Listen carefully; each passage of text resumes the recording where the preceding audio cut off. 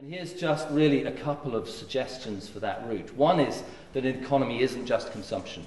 It isn't just about consumption growth, it's also about investment. So a key element in the new macroeconomics is suggesting different balances between consumption and investment.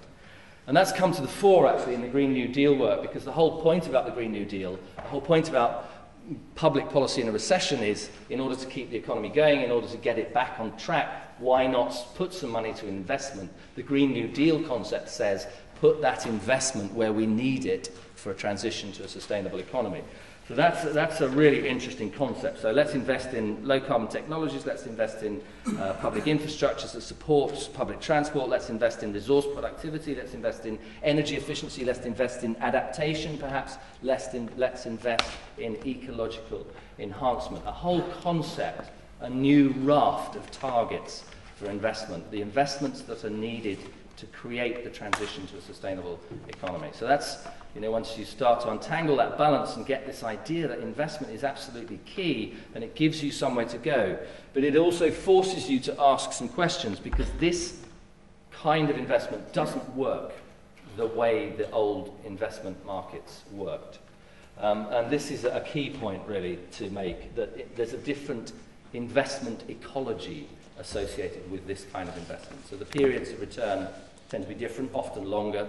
The rates of return tend to be different, sometimes lower. The targets themselves are not often able to compete in existing capital markets because of a focus on short-run, high-return investment, and the fact that that is the marker for how investment return is made. So the idea that you need a different kind of investment goes along with the idea that you need a different ecology of investment. You cannot leave capital markets intact and expect them to deliver this profile of investment. And in particular, one of the things that comes clear is that actually there may be a very good case here for public investment, a public investment case that has been to some extent shunned in the last 20 to 30 years, and particularly in relation to the ownership of those assets, particularly revenue-producing assets, as public investments, has not been seen, I would say, as a very favourable strategy in the last 20 to 30 years. And interestingly, one of the things that's come out of the financial crisis is quite definitely that balance has now changed.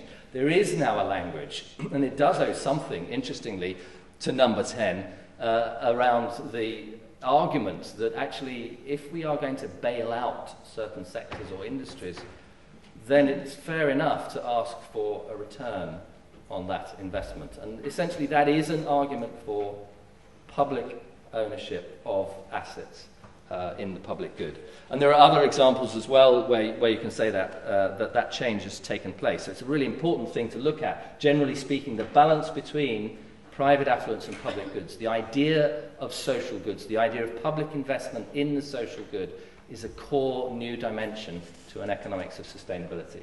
And of course, such an economics also has to be ecologically literate. That sort of goes without saying. Okay, we've fixed the economy. Let's move on to the social logic. The social logic, of course, isn't any easier.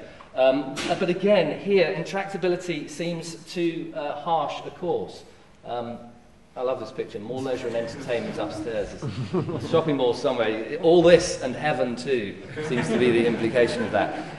And counter to that, I think it's interesting to point to these ideas, back to my chair, of a simpler kind of conception of what well-being, of what prosperity, of what the good life means.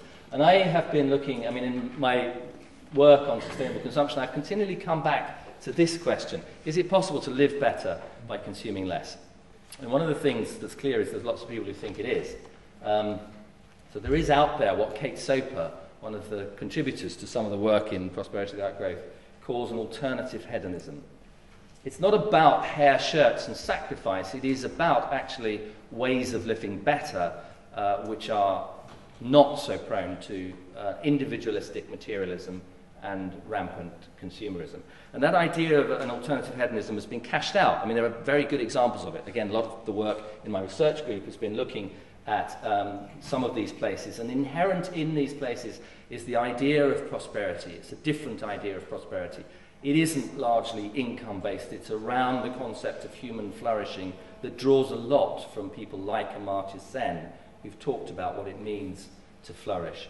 And they have been played out in, if you like, all kinds of places, but one in what I would call here intentional communities.